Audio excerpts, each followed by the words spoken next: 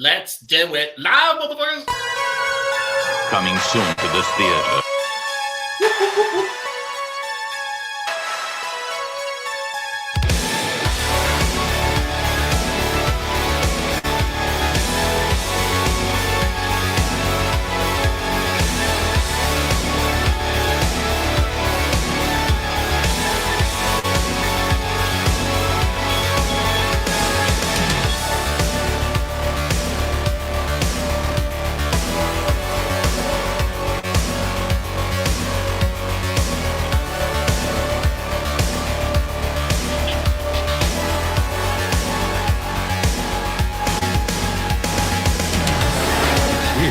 It's alive. It's moving. It's coming this way.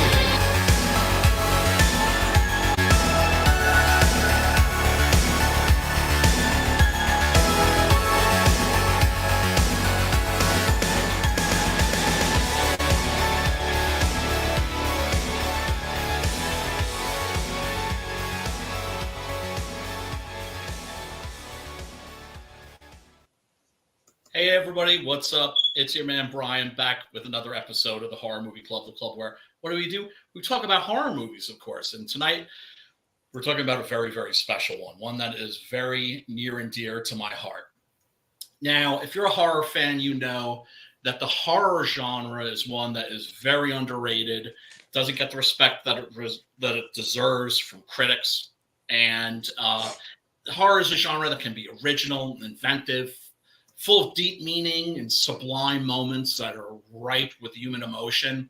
Horror movies can explore our deepest fears and lay bare the depths and the complexities of the human soul. Yeah, tonight's movie is not one of those movies. Tonight, I've been wanting to go to the basement for a while. And you know what? I decided, fuck the basement. We're going into the sub-basement with a notorious piece of absolute filth called Burial Ground, also known as Nights of Terror. Man, this if you haven't seen this piece of shit, you owe it to yourself. But it is I don't know if I would say it's an acquired taste. You got to have your head in a special place to enjoy a movie like this. And you got to be just a certain kind of sick, I suppose. But you know me, I'm a sick bastard, As much as I love, my art house horror and my classics and shit, I love me some trash too, What can I say? Sometimes you want filet mignon and sometimes you want a greasy cheeseburger, and I guess sometimes you want like a skull full of maggots. So I can't wait to get into this. And oh man, poor Matt, man. I had to do it to you, bro. I had to do it to you, though. And speaking of Matt, let's bring him on. Matt, What's up, you doing, my brother, man? Never been better, man. Still alive, still working, still making comics, still watching horror movies. Been doing a gang of comic book reviews and flip throughs, and just staying really busy, man, on a whole lot of stuff. So, fuck yeah, man. Good. This was some crazy trash, though, man. How about that bite at the end, huh? Dude, it's funny because I was thinking, I was like where am I going to start when it comes to the real trash with Matt? Should I start, should I start him off with Hell of the Living Dead, right? That's pretty filthy. It's pretty sleazy, pretty greasy. But then I was like, well, yeah, but Burial Ground, it's about as greasy as you can get without penetration, right? I think if this movie had penetration and maybe cum shots, then maybe it would be like the sickest thing ever made. No, I know for sure it would be like the sickest thing ever made. But even though it lacks those things, it's still pretty. It's still pretty ripe. It's still pretty scummy. And speaking of scummy, my boy Preston, what's going on, man? I found this movie very intellectually stimulating. Right? The rest of you guys, but right? It takes you to a special place. It takes you to a world that you've never been to before. And whether you enjoy your stay there or not. That's what can I say? Your mileage is going to vary with this movie. I remember it coming out on VHS back in the glory days, right? This was when you didn't get a lot of Hollywood movies coming directly onto video, because Hollywood was still thinking like, oh my God, like if people can just see our movies on VHS, they're never ever going to go back to the movies again. Idiots. Right. And so there was a glut of like Italian sleaze, right? Because the Italians in the early 80s, man, they were just fucking churning out ripoffs of like American movies. And one of the movies that they especially loved to rip off was Dawn of the Dead, which was, a big freaking monster hit. Whoa, where did I go? Did I disappear? No, there we go. Okay. I'm sorry. Weird shit's happening. I think maybe we got Pops fucking with us or something like that. Pops. What's up, Edwin? Yeah, Edwin. I know he's feeling under the weather. Thinking about you, Pops. What up, Edwin? Good to see you, brother, man. Everybody, go back. Edwin's book, The Ace for Shizzle. And 3's launching at the end of the month. He's gonna launch an Ace. Sign up for that. Edwin's been hitting that pretty hard. Like it's awesome that he's got his 3rd edition out. Yeah, I know. He's busted books and he's busting them on the regular. Got to respect the man's hustle, that's for sure. So, Burial Ground comes out on VHS.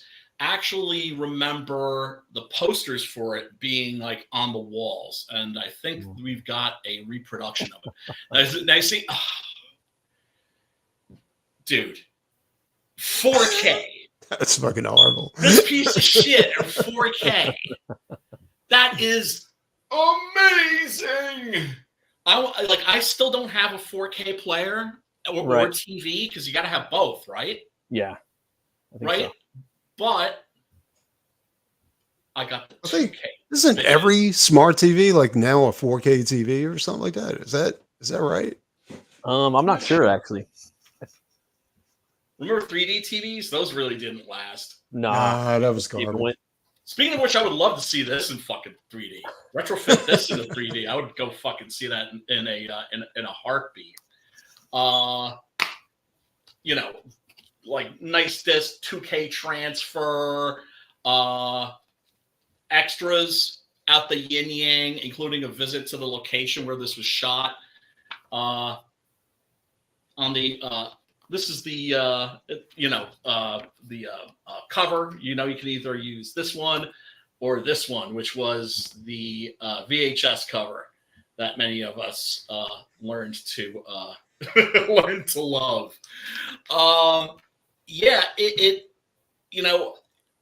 Zombie movies now, of course, are a dime a dozen.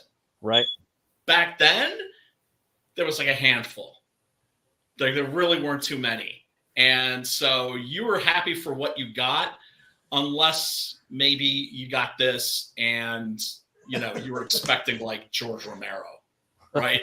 Don't go into this movie expecting a masterpiece. This is the movie that you watch when you're hanging out with your friends, you're having a couple of beers, you know what I mean? Maybe you know what this movie reminds me of? Like you go to a grocery store and you can't afford like Fruit Loops. So you instead of getting a box of Fruit Loops, you go and you get the bag of fruity rings. Fruity-O's. Well, I mean, Hell of the Living Dead is even more so. Like Hell of the Living Dead is a direct ripoff of Dawn of the Dead. It even steals some of the music. Oh, wow, and it's even longer than average, right? Because Dawn of the Dead is a longer movie. So they were kind of like, well, let's make the movie longer, and that'll make it more like Dawn of the Dead. We'll just give them more crap. Exactly. They're just standing there like, the zombies for like an extra 5 minutes. Oh, dude, and that's by Bruno Mattei, and we still have not done a Bruno Mattei movie here yet. I still can't figure out which one I should like introduce him with.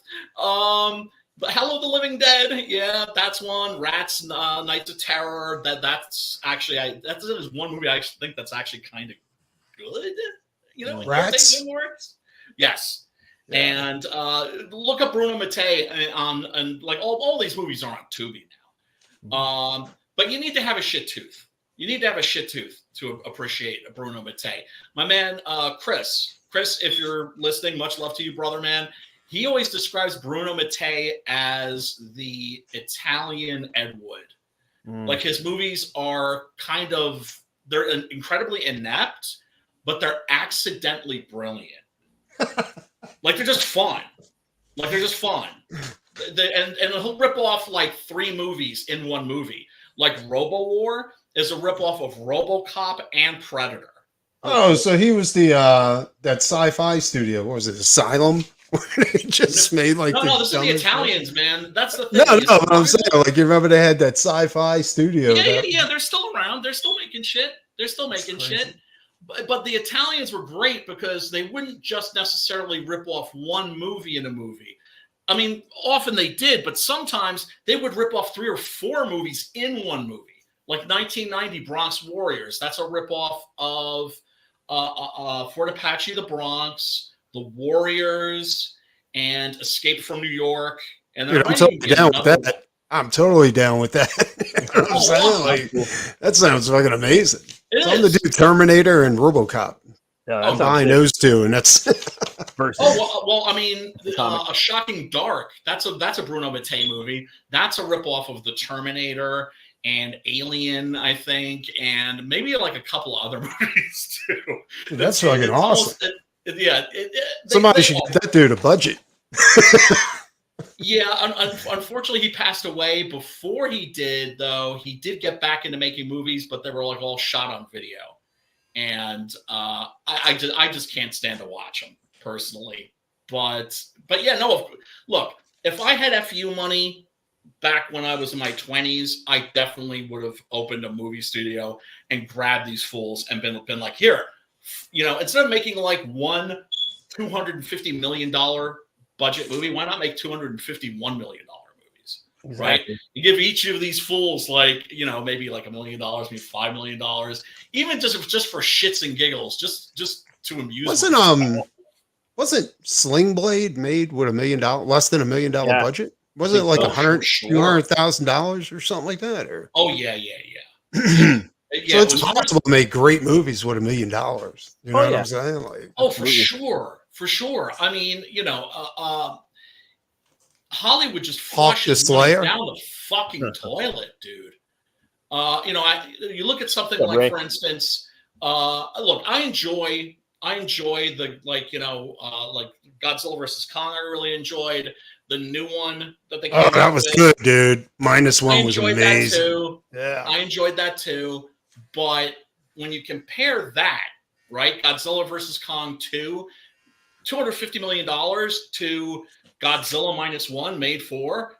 No, that's what I'm saying. -1 was amazing, dude. And dude, they had incredible. I know what they were talking about now. Like they were amazing. It was like they used they had to use the Godzilla from what Godzilla movie was that? Godzilla versus King Ghidorah, where they made Mecha King Ghidorah, you know? Oh, dude. Yeah. Like that looked like the model they used for that Godzilla movie. Yeah. Yeah, and great combination of practical effects with the CGI so that you could like barely tell them apart, right? Dude, when he blew Godzilla's head off. Yeah. And he healed. I was like, oh, fuck, man. These Japanese guys are fucked. Yeah. I mean, they made Godzilla fucking scary again. And those eyes, dude. They took the Shin eyes and put them in there. You know what I'm saying? Yeah, they did. Yeah, like those fucking doll eyes. Yeah. Doll's eyes. I gotta say, he's the scariest. He's the scariest part of the movie, man. That dude, like when he's creeping up the hallway. Probably in the beginning, that's one of the scariest scenes, you know, where He's just creeping up the hallway, and they're looking over and see what the fuck is that? It's slow, and you think it's probably one of the zombies or something like that, and it's him. And it's this dude. Yeah, with the eyes. The kid with the eyes. Mommy, hi, what are you doing over there? Yeah, it's like creepy little kid, The notorious or famous movie, because there is a character who is a woman who has a child that is maybe 14, 15 years old. He's supposed to be anyway, but they couldn't get a fucking 14 or 15-year-old kid to be in this fucking sleaze fest, right? It's just too fucking scummy. What kind of sick bastard would have a child on that set, right? Right. So Andrea Bianchi, the director, got this guy, Peter Burke, who is an adult but is about the size of a 14 or 15-year-old man-child, But he's so obviously not. Yeah. You can just feel the face, Look at the wig. I will say though, the skull, like some of the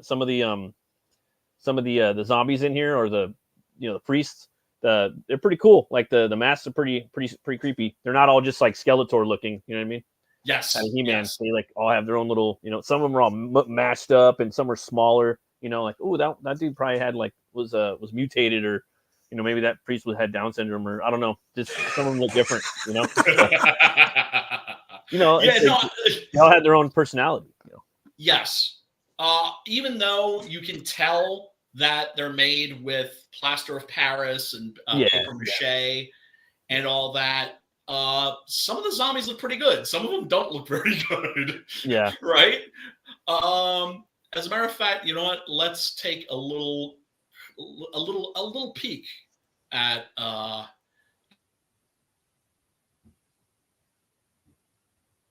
and get right into a little bit of zombie action, I think. We got Ray in the chat too. What's up, Ray? What up, Ray? Good to see you, man. Thanks for hanging out. From Timothy. So, the plot, what there is of a plot in this movie is you've got this guy, Professor Ayers, who discovers a secret in this ancient stone tablet. Right, he's like an archaeologist, I presume, and he kind of accidentally revives. Is that even really the word you would use for this? He kind of unleashes these zombies. These 3 couples to come visit him so he can share his discovery. But let's say things don't go quite as planned. When does Bruce Campbell show up? Bruce Campbell never shows up in this, bro. I mean, if they had if Bruce Campbell had shown up in this, it would have been a very, very different. No, I'm saying that's the plot to the Necronomicon. We're talking about fucking Ash Williams. He's fighting the evil dead, right? Those motherfuckers can run at you. They can float. They can. Wasn't that is the plot from the Evil Dead, right? Is they found a book, they recited some words, and they unleashed the evil dead. The hell. Yeah, pretty much. I gotta say, hail Fedorevsky and hail Brian for joining, new viewers. Thanks for watching, guys. Yeah. Thanks. We do appreciate you, even though we will subject you to absolute filth. Right? So he's chipping away, and he just accidentally opens this door to a what looks like a sarcophagus. Almost looks like a Mike Mignola something he would draw in one of the books. Kind of basic sculptures on the side of a. It does, right? Yeah, which I'm totally down with. What's up? Yo, what's up? So yeah, I was getting bored in here. Thank you for letting me out. Great fucking a synth score in this too. That adds a lot. What you say about my grill? No, I'm your friend. So he just wants to hang out. No. I think it's Salvador Dali in this movie. I'm your friend. Yeah, that's not Salvador Dali. I'm your friend. That's not Salvador Dali because the only way Salvador Dali would be in this would be if they paid him $1 million. You know that story, right? About like Jodorowsky's Dune, how he wanted to cast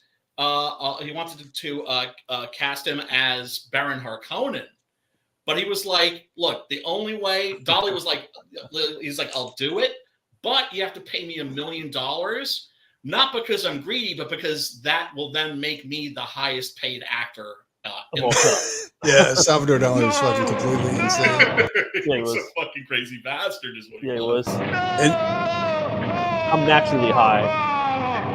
Yes. no. Well, the interviewer asked him, like, have you ever taken like psychedelic drugs? He's like, I don't take drugs. I am drugs. I am the like was it the dude from Trailer Park Boys? Was it? He's like, I am the whiskey. I am the alcohol. Lady. Yes, I am the alcohol. Bobandy. Damn, dude, my Bros are hungry, man. Yeah, I'm starving. Shrimp. Straight punching. They They got little drum and bass right there, a little jungle. check out Timothy's quote. Stop being a bitch and let the zombies eat you. He uses a napkin. Stop being a bitch and let the zombie like eat you. a man. Seriously. No, he's like, oh, we're friends. Ow. No. I'm your friend. Yeah, that's Your old lunch. bullying right there. Yeah, he's Your bullying. lunch, biatch. So yeah, you've got your basic, little localized zombie apocalypse. This isn't, exactly a ripoff of the Romero movies.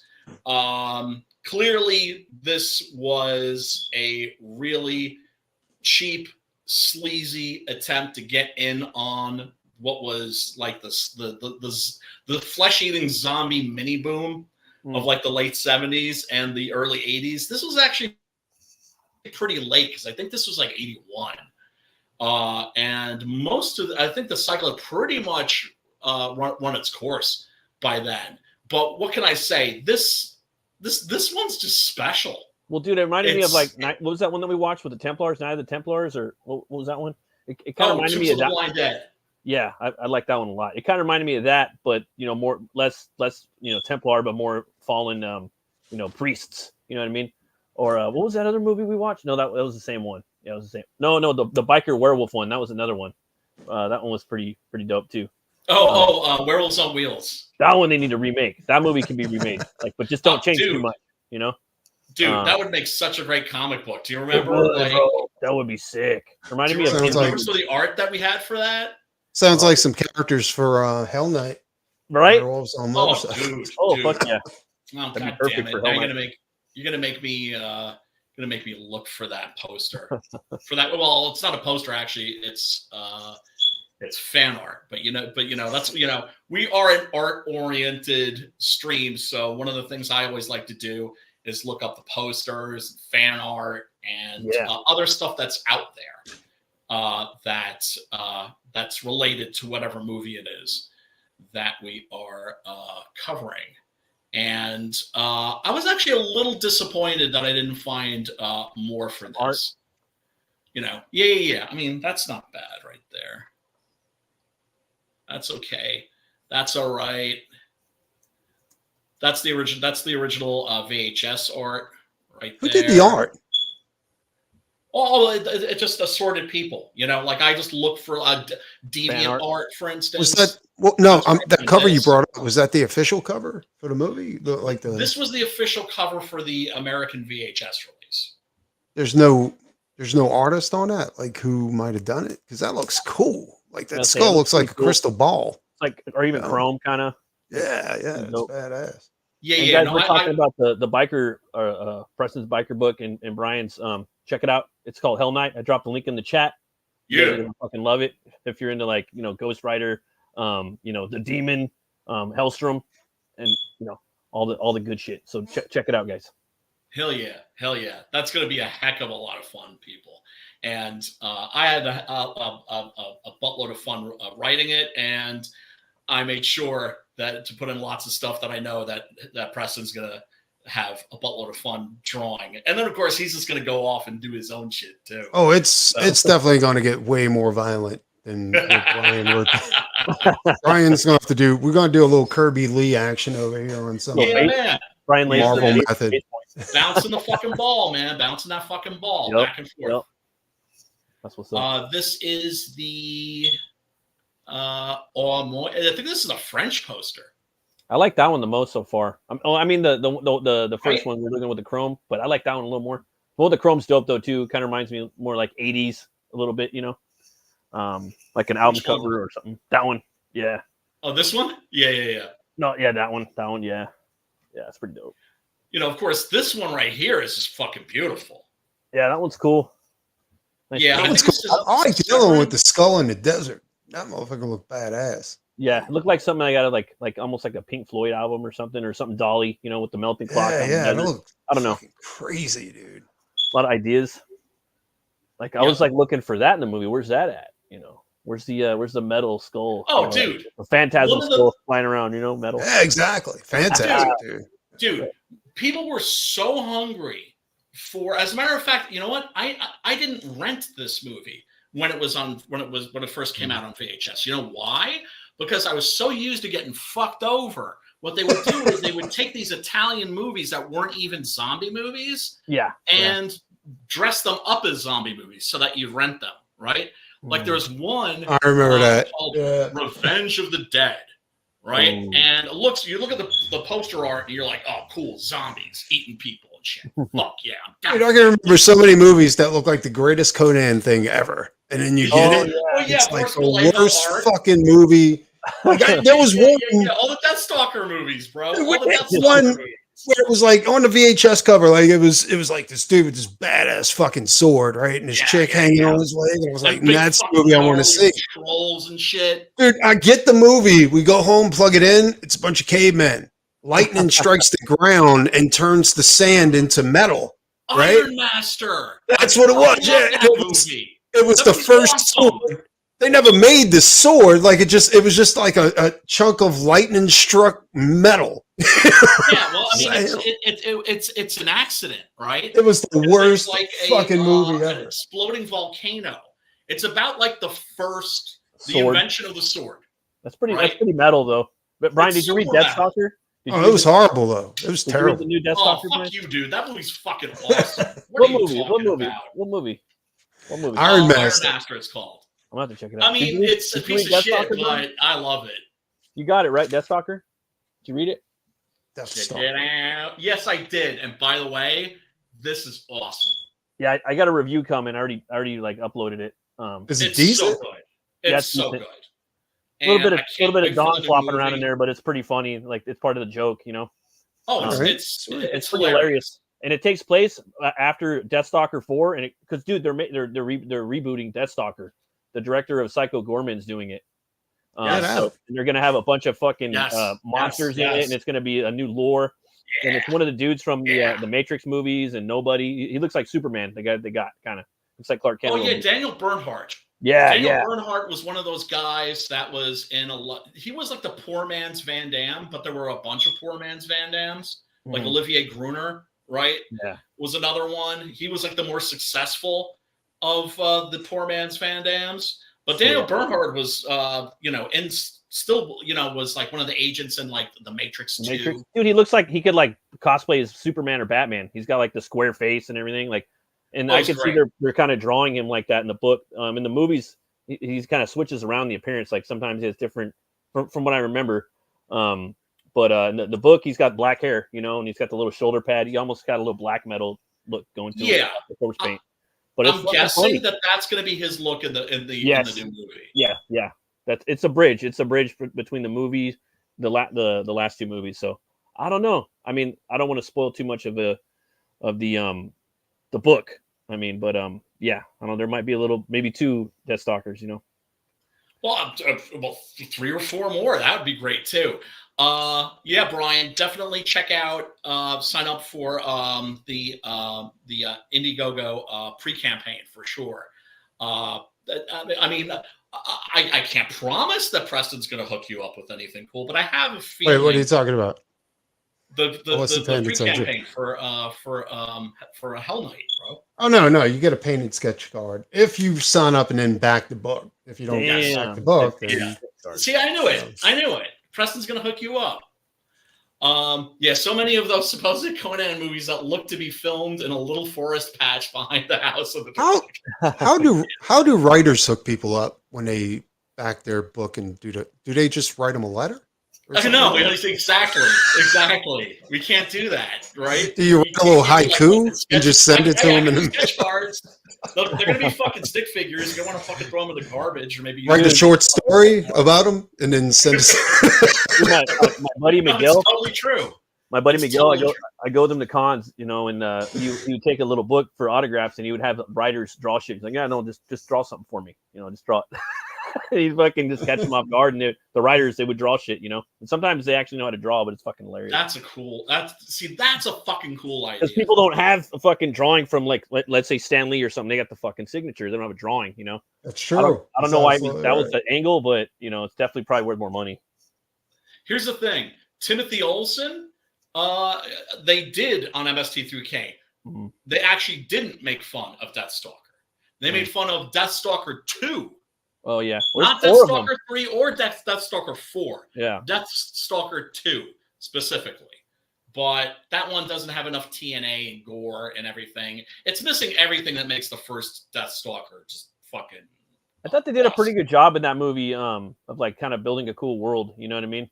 Even though it was kind of low budge, Oh, but yeah. It definitely had like the world. Take it so seriously. Nah, they didn't. And that's how the book is too. Like they use just modern language and things like that. And the fight the action choreography in the Deathstalker book was pretty cool. Like the way he takes out that rhino, and it was pretty dope. Yes, it's a lot. It was way better than I thought it would be. Yeah, lots of action and gore and gags. Yes, yeah, and when he's just like one of the villains is butt naked except for a helmet, and you see a close up of his junk, and he's hung like fucking dead from the fucking Richard Gordon scripts, and he's just like, I don't want to fight that guy. Yeah, he's like, yeah, I don't want to fight him. That shit was hilarious. Really, really funny. Really funny and gory. Basically everything you'd want out of like a Deathstalker comic. What can I say? Hail Dr. Ajita. Oh, Dr. Ajita. What up, Dr. Ajita? Good to see you, my friend. I'm not going to out him. He's the true identity of Dr. He's Ajita. a real life homie. Remain a mystery. The real life homie. Yeah. But I did shoot. But I did let him know, like, yeah, we're doing Burial Ground tonight, and he's one of those dudes that gets Burial Ground, that like understands, like, yeah, this movie's just like, dude, they got awesome. their own blood and gore, like, lore in here. You notice that? Like when they smash, like it's like pinkish, fucking like spitty. I don't know. It's weird. It looks pussy. Pussy. Like, oh yeah, it's crazy. Yeah, let's take a little look at some of the gore from this movie, because it's pretty tasty. Let's see here. Mike? There he is. Creepy ass Peter Bark. Oh man, dude. Yeah, Severin, who put this out, the Blu-ray I was showing off before. Now they put out a 4K version, and I think they only made like 250 of them. But you can, like, if you go to the Severin website and you order like the 4K special edition of this movie, it comes, I think, with a sticker of Peter Bark and also a pillowcase cover. And the pillowcase cover is like his face, that shot that I had before. Let's see. Let me go to that real quick. Yeah. No, I'm your friend. Wait, I thought for sure I had that on here. But yeah, it's just creepy. It's just creepy and weird. And awesome. Aren't you coming with us? Behold the eyes of Peter It's a Park. fucking meme, dude. That shit's a meme. That shit should be a meme. Oh, dude, amongst like fans of like sleazy horror movies like this, you damn right it's a fucking meme.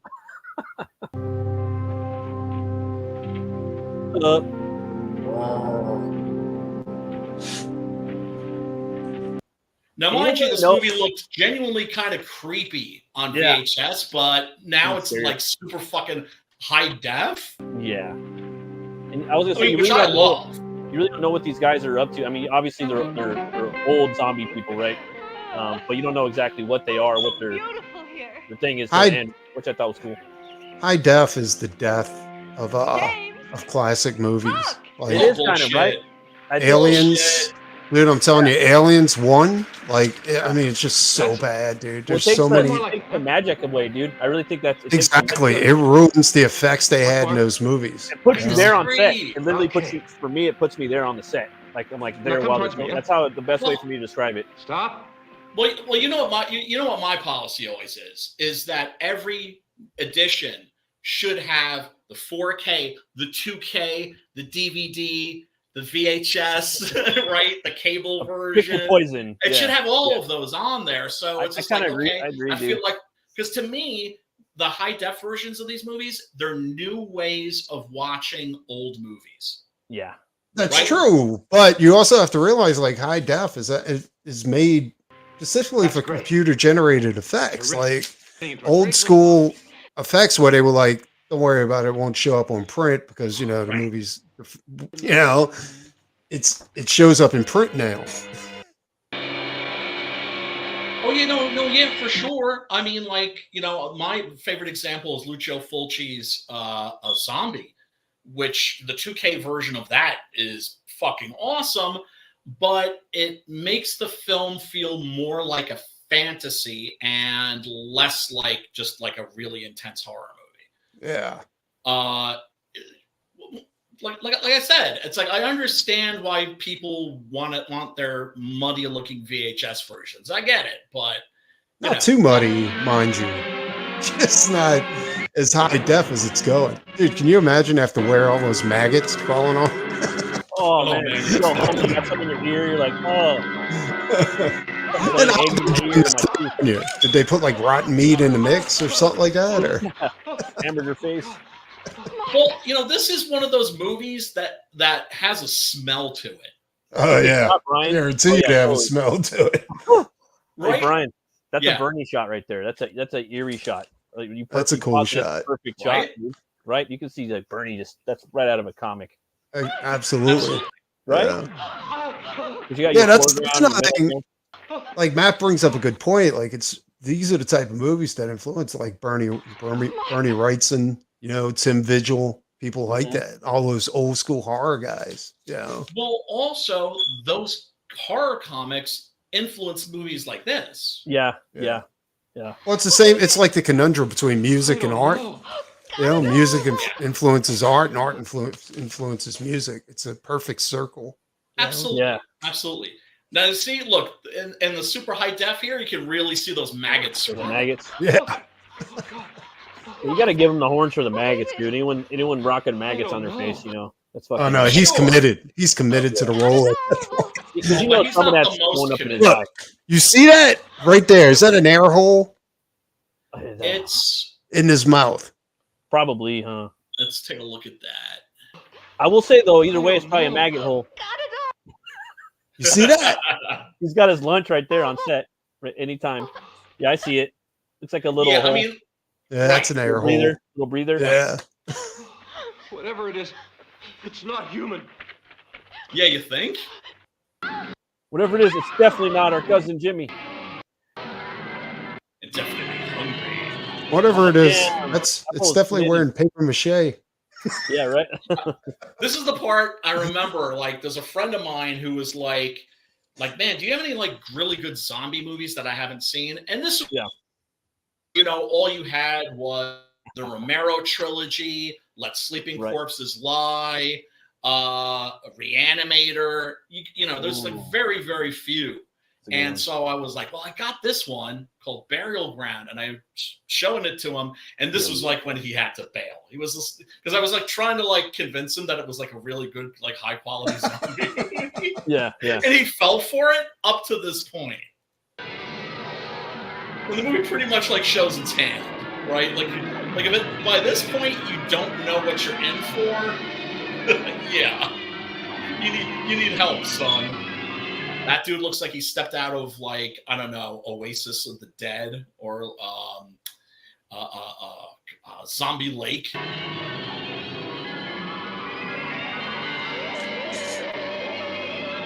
And don't you love like the synth soundtrack to this? The music's cool. Yeah. If I was this director, I would like write into the actors' contracts, the ones that's playing zombies, that they couldn't eat any food for a solid month. Yeah. Well, these were probably like drunks that they like found on the street or something. Like I know the guys, not the guys who were playing the zombies, but the guys that were playing the corpses that were that were like that were in hell at the end of the Beyond. Oh yeah, like those were like literal drunks that they found picked up off the street, and they started going through withdrawal. Like as they were lying there, and so they were like shaking. It's like, dudes, you're supposed to be dead. And so they had to have a guy go around with a bottle of vodka and just like pour something like a funnel. The drunks are probably like, just shake a little bit. They'll give you free vodka. Put some vodka on them. Fucking Italian style. Like Homeboy in another movie, remember? God bless the Italian people, man. God bless the a ladle and a bucket of vodka and just like, all right. Yeah, dude. That's funny. I mean, look, Italian cinema from this era was so great that even the trash was great. No, right? Like they made the best westerns, they made the best horror movies, and they made the best fucking trash too. This one just pops up out of nowhere. You see that little creep? He's just like, whoop. Like, hey, like you know what he reminds me of? You ever see that movie Clifford with Martin Short? Little evil Martin Short. He plays like a 10-year-old boy in there. He's like, oh yeah. It's a good movie. It's his best movie ever. But yeah, he's definitely like a horror. This like dude, they just threw teeth on his face. Yeah, it's like coming right out of his like mouth, like coming out of his nostrils, like mustache and shit. Yeah, like I said, they were very clearly made out of plaster of Paris and paper mache. But then when they get into the guts are real. Yeah, like they would use they would like go to like a butcher shop or something and just get like animal guts. Yeah, and, look at Frandovesky's comment right there. It's Clifford. Let's see here. Imagine being a street drunk, having to have jam and mortician wax applied on your face in withdrawals, sipping vodka through a straw. There's pictures from the set of it too. Yeah, there are. They're just like throwing salt on them and like spitting vodka on them and shit.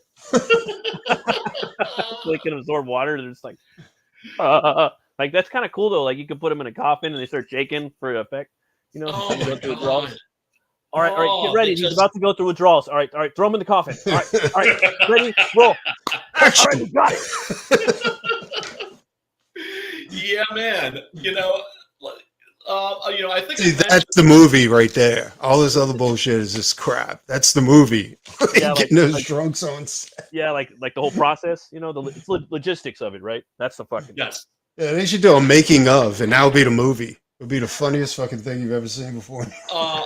My man Chris and I, we've talked about like if we had fuck you money, how we would buy the mansion where this was shot, and how we would turn it into the Burial Ground Museum. And like wherever you went, we would just like, first of all, make the place look exactly like it did in this movie, and then recreate scenes from the movie in like wax figures. Right? So this is where that scene happened, and there's like a wax figure of the zombies, that kind of a thing. You'd have to keep that place cold. Dedication. Well, I know that it's still there and that it's often used for weddings. So if I ever get married, fellas, yeah. Open up the door! Open the door! Hurry, help us! That's going to be Open the up! place. Door, please! The voice. Open the door! Sorry. Open up the door! He's I so think flippant, By the way, bro. someone here is trying to involved. get away from him. Hurry, come Open on. the fucking I'm trying to get to the door. court. I know, it looked like they were really trying to get through there. Please. And of course, what's great here is we get some actually genuinely like pretty badass fire stunts. Mama. Yeah, killer soundtrack. Right? The Doesn't it robot. just add to the sleaze? Are they hobbling like that because they actually can't move with all the shit on them? Or it's because they can't see where they're going. I Preston, guarantee it's because they can't see, right? I Preston? mean, it's because they're dead. They're all messed no, up. I don't think so. I think it's because they can't see and they're trying to guide them through. Okay, 3 steps to the front. Do the zombies move in a slow manner? Yeah, well, they're dead. They're Not in a slow manner. I'm talking all about messed up. like that, like doing a robot, as Matt so eloquently said. He was like that. You see that? He's kind of great Right. zoom action. Of He's course. setting it up. He's I'm gonna have to cut some rug. Oh damn. Take that, you gray zombie. Fuck you. Sweet, and that was like that. And check this out. I mean, you know, it's Yeah. not a stunt woman; it's the actual actress, dude. Setting Yeah. this dude on fire. You know what's cool about that though? Yeah. Like nobody's gonna care if that drunk guy gets all burned up.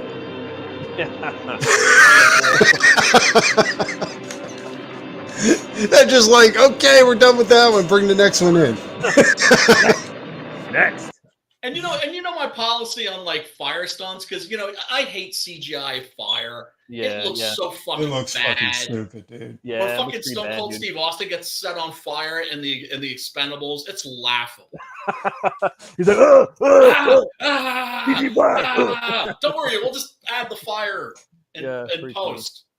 Yeah, I mean, at the same time, if I were a director, I don't know if I could fucking set people on fire like Yeah, this. All I know is that I'm I glad couldn't there get were set on people fire. that had no conscience. Yeah, but you don't understand. Like, this is some homeless drunk. They don't give a shit if he gets burned up. He probably doesn't even have a fire suit on. He's probably He's a tax write-off.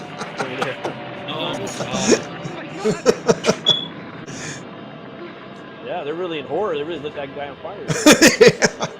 They probably had a pen full of pigs, like out of Hannibal, and they just threw him in there after. Oops. Well, I guess we don't have to pay this dude any residuals. We need to cut the budget. Yeah, that's a real mansion. Oh, right on the face. Ooh. Yeah, man. He felt that. He was about to grab his face. It was slow-mo here. Looking very satisfied with herself. She's like empowered, I dare say. You hear all the voices in the sound. It's like three voices in the store. Now tell me that's not cool imagery. That's pretty badass. That music always used to freak me out. They used that score on a few things. That's a great shot right there. I know some sick bastard put this on a loop right here.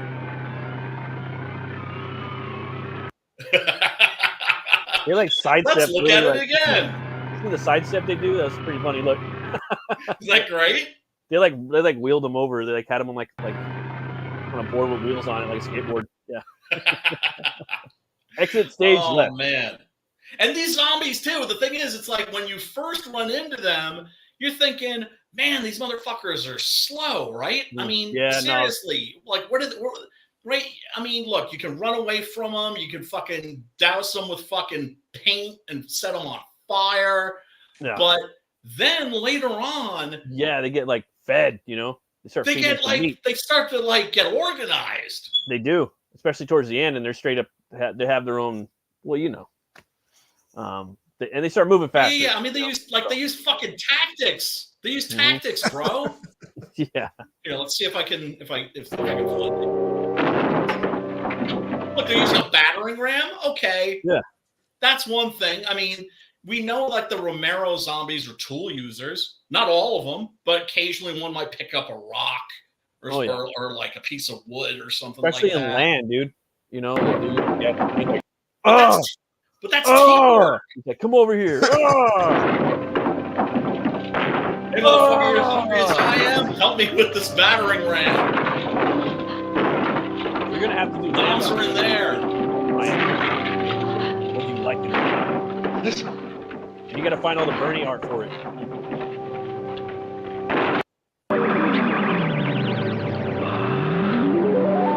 Jesus, that dude had some serious dental issues right there. Jesus Most Christ. definitely. Let's go. Look like the Yeah, something tells me that like personal grooming is not like a big thing for these guys. It's not exactly very fucking high on their priority. No wonder he died. He had a mouthful of abscesses. Yeah, it looked like Mr. Burns for a sec. Yeah, let me see if I can find the scene where they start fucking climbing. Oh yeah, this is where they find Professor Ayres. That dude's loving that shit. He's like, oh fuck, damn. Oh yeah. He's not fucking full of Wait shit. for us here. Stay together. Some Ravenous. folks calls it a sling blade. I calls it a Kaiser blade. Stay together. Kaiser blade. Noms. Goodies. Fucking some menudo right there. A little chicharron. Yeah, right? It's like some balloon menudo. And this is You ain't chewing this through is that, always buddy. the part of the movie where I think to myself, like, wouldn't it be something if this guy was like a Shakespearean actor and like he's just thinking right now as he's munching on like these like raw animal entrails, like I hate my you know, life. like how That's far what how far he's fallen. the dude that was playing Rick on The Walking Dead from the first scene when they had to like smear the guts of the dead all over themselves. Yeah. He was like, he stopped it and he was like, what the fuck are we doing? It's like, we're done for the day. I'm not doing this shit today. Well, the nastiest story of them all was on the set of Day of the Dead. Remember at the end where Rhodes gets torn in half, right? Yeah. The guts that they had, the animal guts, I think they were like pig guts or something. They had them in a refrigerator, right? And they were going to shoot the scene the next day. But when they closed up shop that day, some smart motherfucker unplugged the refrigerator. Oh, gross. So they That's just, done on you know, I mean, it was purpose. a low budget movie, right? And so they just went with what they were like, oh, we just got to use this shit. And supposedly when they fucking tore through like the latex and everything, the smell was unbelievable. And the actor, John Polito, I think, said it, you know, like if you look at my face, you can see me like really trying very hard not to fucking puke. Oh yeah. But that's Professor Ayres. He's a zombie too, then. At least that's another thing too. They're not like if they have like some guts, they're gonna fucking indulge. They're gonna leave your ass alone. Come on. He's a zombie too. You think? Oh, He's like, oh, what do I got? Yes. What do you got here? Ooh, okay. It's like finding another. That's what you get. That's what you get at the horror movie club, people. That's what you get when you come here. And remember, if you want to see this masterpiece, this classic of horror cinema, the link is down below in the description. How crazy is it that this is now something you can watch on Tubi or Plex? I think it's a Plex link that I put in there. I think it was. Yeah, I'm not sure. Yeah, I think it was. Yeah, it was Plex. Yeah, I think it's on TV too. Yeah, but you're right. You did put the Flex link in there. It very well may be. But yeah, at a certain point, these motherfuckers start using tactics. Check this out. This is the scene that always impressed me. put some heads together, or empty skulls. Yeah, man. Yeah, something tells me we're not going to get a copyright strike for this. You're just staring at him like fucking stupid, man. You don't even Yeah, know so the this is the maid. hammer She's better. just like wandering through the house with a candle, looking to like close up the windows and everything, keep the zombies out. It's a second floor. You think it'd be pretty safe on the second floor, right? There's the curtain blowing vivaciously. An image you see in a lot of gothic horror.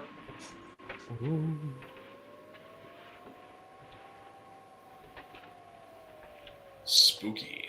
Good shot right there. Yeah, I mean, look, as much as this movie's an absolute trash, it does have like some genuinely spooky moments. Yeah, and like that's a good panel right there. You know, Yep. yeah, I'm looking at it in like storyboard and comic style too. Right. Right. So she's looking out. Coast looks like it's clear. And Stone Cold jumps up and does a stoner from outside the window. One of the zombies has got like a fucking a throwing knife. He's like just learned He's how to. waiting. He's waiting for her to move for those shutters. And bang! Pinned her to that fucking shutter.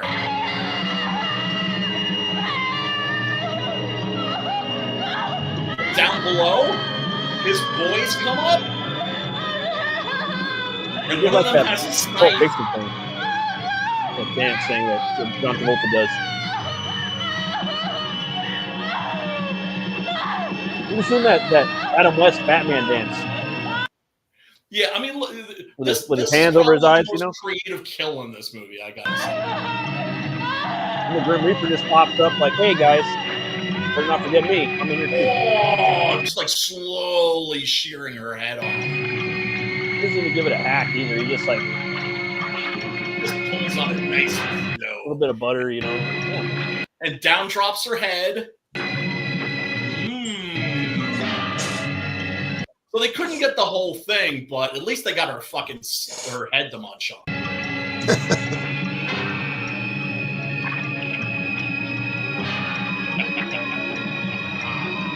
Yeah, boy.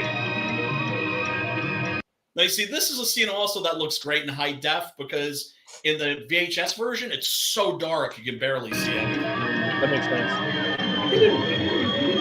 At that point, it's like you need to be saved by the high def, you know.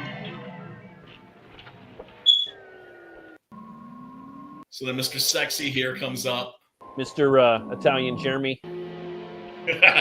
Ron Jeremy. Italian Ron Jeremy. Germino. No. No. No. No. Yeah, but then check out what he does. He's just like completely fucking freaked out and grossed out. But then he's like, you know what? Waste not, want not. Oh, thank God. I thought he was going to pull her dress up. Like, no, dude, no. See, that's what Ron Jeremy would do.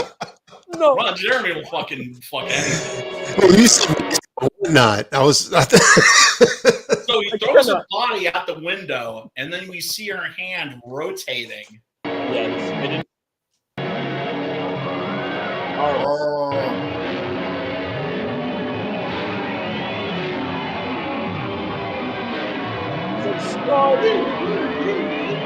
Oh, wait. Oh, brutal. Death kill him. Now, what's his fucking reasoning here?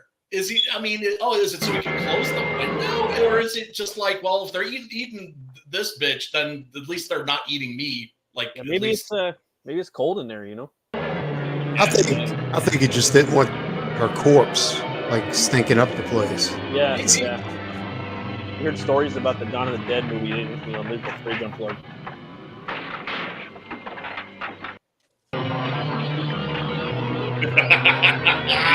Yes, some quality fucking gut munching.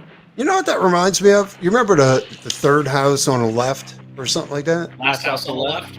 Yeah, where they took the chick apart and they just dug into her guts and they're just walking around, dancing around with her fucking intestines and shit like that.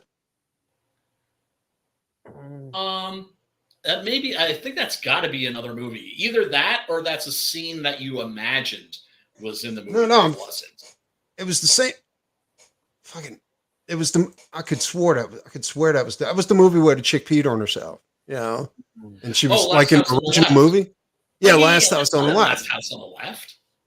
That's yeah, like that was. You imagined that was in that movie. No, dude, I'm telling you, that was in that movie. That was in. I'll find the scene. Yeah, they brought the chick outside, and then things got a little crazy, and they ripped her stomach open and started pulling her intestines out. Oh, and yeah. Well, then they looked at each other like, and they were they're like, what the Yeah. fuck did we just do? Yeah, not the one that they raped, but her friend. Yeah, it was a friend. Yeah, we covered that movie on this channel, and I gotta say, Last House on the Left is one of those movies. It's not especially well made. No, in fact, it's quite amateurish in a lot of areas, but it has this strange power. That's an incredibly very, very evil feel to the movie. You know what I'm saying? Bone Every Tomahawk. time I've seen it, it leaves me with this hollow. And exactly. Like, and you know what it is? I think that's it. Kind of hits you with this is actually what human nature's like. Things get out of control. Things get crazy. Really you know, and it's really dark. I sorry, remember Matt, you were saying something. Oh, I was gonna say, Bone Tomahawk kind of leaves you like it like takes a part of you every time you watch that. it. Yeah, exactly. That's another movie. Like you. very simple story, but it hits you like. Yup. I thought I was watching a Western. That's what you always get. What the fuck? Oh, so you don't want to go against your people, huh? I told you, those aren't my people. Yeah, that's Better great. arm up. Look at they're already strapped up. Strap up. I remember the chick from Last House on the Left, though, the one that peed on herself. Like she was super proud of that. She was like, "Yeah, I was such a good actress that I actually peed on myself. That was all me." She said that in an interview. Yeah, well, rightfully so. I mean, look, that's one of those films where if the actors don't sell it, it's just not going to work, right? Because it's the same thing with something like the Blair Witch Project, for instance. What makes that movie work? It's the acting. Yeah. Right? If the actors didn't sell that shit, it never would have been worst goddamn movie ever. That it was. No, I mean, I agree with Preston. To be honest, I like the sequel and I like the remake more, personally. I saw the first one when it came out. I was like, eh. I never seen the other ones. I just seen the first version of Last House on the Left, and that's it. I'll talk about all I needed. The Blair Witch? Well, the remake sucks. Yeah. No, the first one, like, it gave you a lot of hype.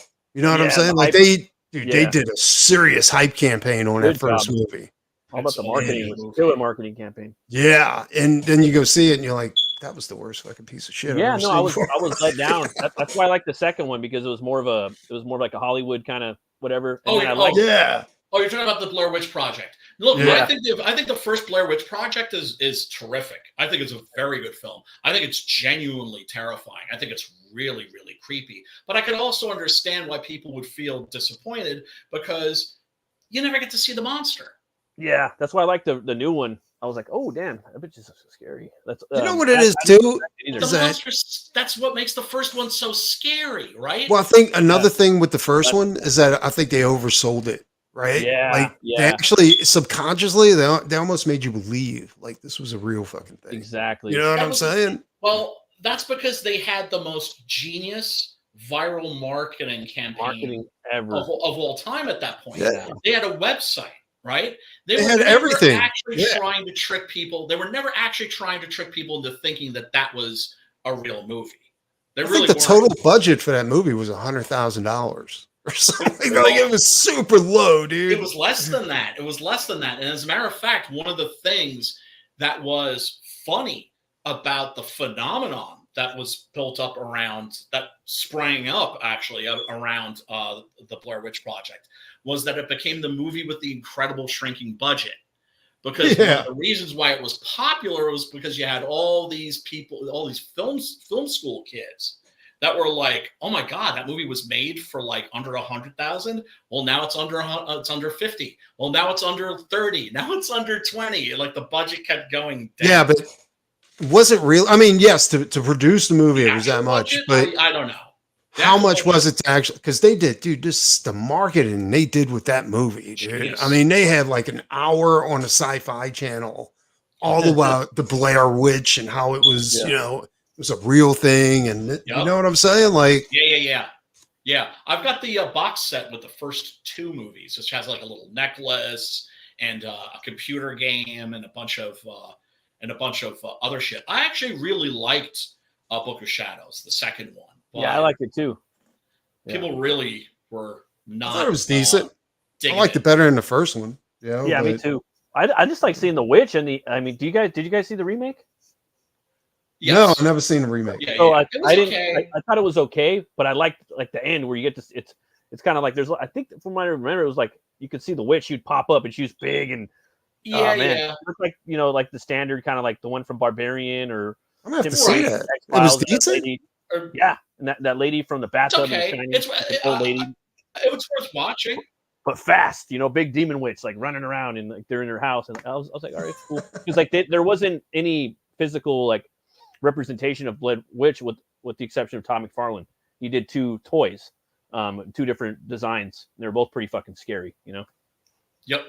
Todd's very good at that. Fedorovsky says it's interesting how similar Last House on the Left is to The Virgin Spring by F. and Ingmar Bergman, though.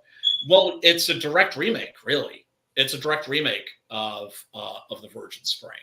And if you haven't seen, except The Virgin Spring is a Ingmar Bergman movie, so it's like an art house film, and then you get The Last House on the Left, which is like a sleazy exploitation film that was made by Wes Craven when he was making Smut. He was making. Oh shit! It was Wes Craven that did The Last House on the Left. Yeah, that's the movie that put him on the. That's the movie that put him on the map. Smut Craven. Yeah. And he said they were all stoned out of their minds when they made that. They probably were. I mean, it was crazy. But yeah, no, that movie just left me with a really dark feeling. Like I wouldn't have watched that movie, dark. But it was way crazy, dude. The remake of that. I mean, obviously it's not as good, but it's pretty decent. Like I saw the remake of that before I saw the original. It didn't fuck me up, but the acting in there's pretty good. Like with Tony Goldwyn, and then that one actor. I don't think they should have made a remake of it. Like that movie. No, they shouldn't have. No. Yeah. But that's when they were remaking everything. Everything. That was that remake. Still doing that. It's like some virus. Not as much. That's when they were like it was the Michael Bay. The Michael Bay stuff, and half of them. I would say probably like a quarter of them were better than the originals, and then 3/4 of them were not.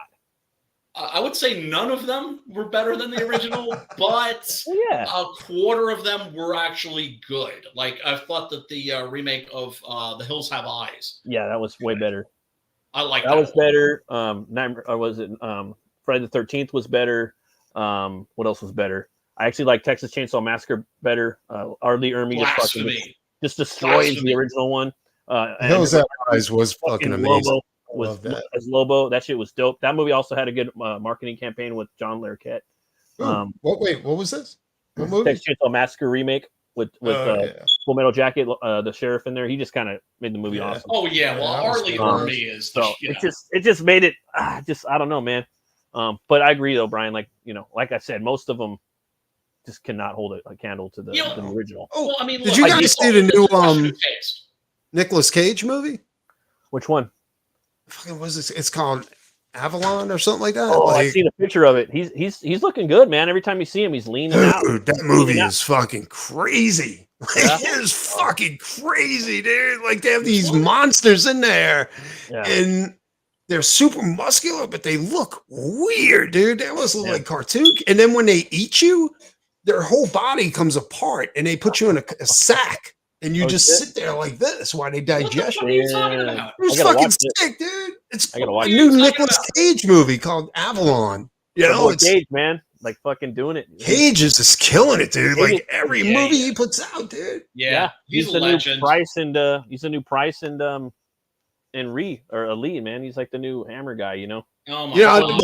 Until this one, like it's just crazy, dude. It's just his stuff is just so good. He does it all, man. Satan. Even in fucking Mandy, he's a little bit of like Ash Campbell in there. You know what I mean? He does all the stuff. He does Hammer. He does Evil Dead and shit. He like covers everything. It's not Avalon. I'm sorry, Arcadian. Arcadian. Yeah, That's what it is, Arcadian. Populating on my TV. I'm like, dude, I gotta, because I'll watch anything with Cage in it. I don't give a Dude, fuck. it's fucking Any era, sick, dude. I'll watch any Nicolas Cage movie. Yeah, you know? he's an icon. Yeah. For sure. For Definitely. sure. Well, I mean, his older movies, like, I mean, they're just like Hollywood shit, but the shit he's been pumping out in the last few years, dude. Oh, has been yeah. fucking Dude. crazy. He went indie. He went indie because he was like, you know, he owed a lot of money to the IRS. Yeah. So he started making a lot of crap, but he also ended up making like a lot of really good indie movies. And I remember him saying, like, I can't imagine going back to making like big budget Hollywood movies. What is it, like the last 10 years probably? He's just been kind of like, every movie's been like probably 7 out of 10, like nonstop, all indie. I did see Abigail too. Abigail was pretty decent. It was about the little girl that's a vampire and these people kidnap her and they thinking they right. Oh, I haven't seen that. No. It's I can check that out. I don't know who directs it, but I'm telling you, like, yeah, it's crazy. Like they think they're they're hired to like kidnap this little girl. Like this guy's, you know, this millionaire's little girl. Turns out she's a vampire. And just crazy. She fucking and she played that little girl played it well, dude. Like she was like, "Oh, please don't hurt me." And then she fucking rips people's face off and shit. It's fucking nuts. Chimpanzee. Yeah. Well, it's you know, it's interesting with child actors because, you know, you're also talking about you know, a child playing a vampire. So they're, you know, which we've seen before in Near Dark and Interview with the Vampire. They're playing not only an adult, but, you know, maybe somebody that's like literally hundreds of years old. Yeah. Right. What does somebody that's hundreds of years old act like? Right. Exactly. That's trapped in a child's body. It's scary. Dude, I'm telling you, it's a sick fucking movie. It's badass. Check it out. Yeah, I gotta check that out. That sounds. Hey, fellas, I'm probably gonna bounce right now. I gotta go make a drink and yeah, I'm having Matt Barr on. So if you guys want to come over and check it out and hang out, we will join you. We will join you in about 15 minutes. So, yeah, boy. Matt, tell everybody where they can find you, where they can find your stuff, and also where they should be going in about 15 minutes. Yeah, I'm going to be doing a show called Open the Gates where creators come on sometimes and we talk about their crafts and campaigns. We're having Matt Barr on tonight. And yeah, if you guys want, you can follow me on Twitter at Runecutter Comic. And if you guys want to check out my channel, Metal Movies and Brewskis, I do a lot of comic book reviews and flip throughs. And if you guys want to support me or the channel, you can check out butchcleaver.com where I have my gothic horror western character book up there. So thanks for having me on, Brian, as always, man. I really appreciate it. Oh, dude. It's Thank fun. you It was for fun hanging hanging out, with you guys. man. It was I needed that this week, so thanks for having me. Me too, man. Me too. And thank you for soldiering through Burial Ground. I know. No, I enjoyed it. I didn't soldier nothing, man. It was fun. Okay. All right, All brothers. right, man. Peace. We'll see you in a few. Yeah. Fashizi. Let's see. What do you think we should do next week? Well, I mean, next week, of course, is Spaghetti. Did you guys do Phantasm yet? Did we do? Yeah, I think we did Phantasm. You know what I've been wanting to do that unfortunately you can't find anywhere is Phantasm 2. It's not on Tubi? They don't have Phantasm 2 on Tubi? No, because I think that was because I know like all the Phantasm movies are indie except for the second one, which I think was produced by Universal. Or maybe it was Paramount or something like that. I forget. That's like the one Phantasm movie that actually like has a budget. And it's actually great. I mean, I love Phantasm too. What about the Meridian on Tubi? Did y'all do Meridian? That one? Yeah. Oh well, that's really that's a piece of shit. I can't. That's what I'm saying. Well, I mean, look, it's two pieces of shit in a row. Yeah. Well, I mean, it's yeah. Well, I mean, there's good pieces of shit and there's bad pieces of shit. Like my friend, and that's actually a piece of shit, right? It's like when we say that something's good, it's just like, well, you mean it's good, or you mean it's good, right? It's just like, oh, man, in other words, that's a tough one. Watching. Is it entertaining, right? And as far as I'm concerned, if something's entertaining, it's good, right? If you had fun with it, it's good. I don't believe in any of that, like, so bad it's good bullshit. Because when shit's just bad, it's just bad. It's just boring, right? Did we do a Simon Terror yet? No. I can't remember. And we haven't done a Nashi. We haven't. Oh, done a that's fall right, movie. because we had a choice between Assignment Terror and Frankenstein versus the Mummy, and we decided to go with Frankenstein versus the Mummy. Yes. Yeah, let's do Assignment Terror. Yeah. For the next horror movie club. Yeah. That's like that's basically the Spanish House of Frankenstein. It's just like a the greatest monster thing movie. ever, is what it is. It's fun. It's fun. I'll say that. Preston, tell these fools where they can find you. Right here. Okay. And on your Match stuff. Channel in about 5 minutes. Yeah. Yeah. Also, Sign up for Hell Night. Facebooks. A Hell Night. And check me out sign up for on that. Twitter or X and Nikki the Pipe on X. Yeah. Yeah, I know. Phantasm is another one that's kind of like Hellraiser. Like, they can't capture that magic they had with the first one. You know, they just keep getting worse and really worse good. and worse. I think two. I think 2 is awesome. I like the first 2, but I like the first 2 Hellraisers too. But after that, like everything just goes downhill. I remember Diminishing returns. Yeah. But with Phantasm, it's really odd because that's like those actors are committed. Like it's generational for those motherfuckers. Like that dude, the first one had that dude as a young man, like the good guy, and then he's just like an old guy at the end. You know what I'm saying? Like on I the still last haven't had the heart to watch 5. It's terrible. That's what everybody says, and it's not even directed by Coscarelli. It's produced by Coscarelli. He didn't even direct and it's it. I don't think the Slim Man's in there. Like the tall man? No, he is. Yeah, I don't. He is, because I thought he died like before that one was made or something like that. No, I don't know. Like he's in that. Because I know that there's a shot where he's like walking in what looks like an abandoned city. I think in like New York City, and they shot it like in New York City. They didn't, no effects or anything like that.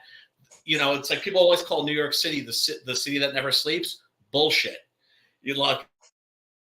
Las Vegas is a city that never sleeps. There are times, there are certain hours when New York City is just dead, or at least areas of it are completely. That's crazy. You would never think that with New York City. So they got like a really great shot of him like walking. Believe it or not, after COVID, Louisiana's like that too. Like New Orleans, like New Orleans. Yeah, because you can drink on the street. Like you just walk around with a beer, shit like that. It doesn't matter.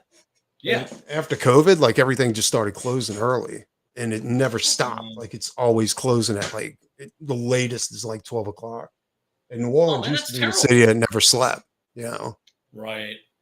I always heard, because I've never been, but people tell me it's like you could be like at a bar and you could get like a to-go cup, right? Yeah. You just pour your drink into the cup. You just can't have anything that'll be deadly. Like because they had a few instances where people break bottles and slice each other open. So. Yeah, so you can't have anything like that. Yeah, right. So they just pour it in like a plastic cup or something like that. Mm-hmm. You have to work. You don't really have to work hard to like fucking kill somebody with that. You know what I mean? Like you gotta like give their neck for like an hour. It would be like the Japanese like torture where you death by 1,000 cuts, where you just give them 1,000 paper cuts. You have to get them in the eye with your paper cup, so that you. Yeah, man. Yeah, man. All right, everybody. Thank you so much for tuning in. We really do appreciate you. Well, I mean, I don't know if Preston appreciades you, but I know that I appreciate you. Can't stand you. Next week we're doing the spaghetti western jamboree. What movie are we going to be watching? I don't know. We're going to have to think about that. But until next week, peace, love, and metal. Metal up your ass.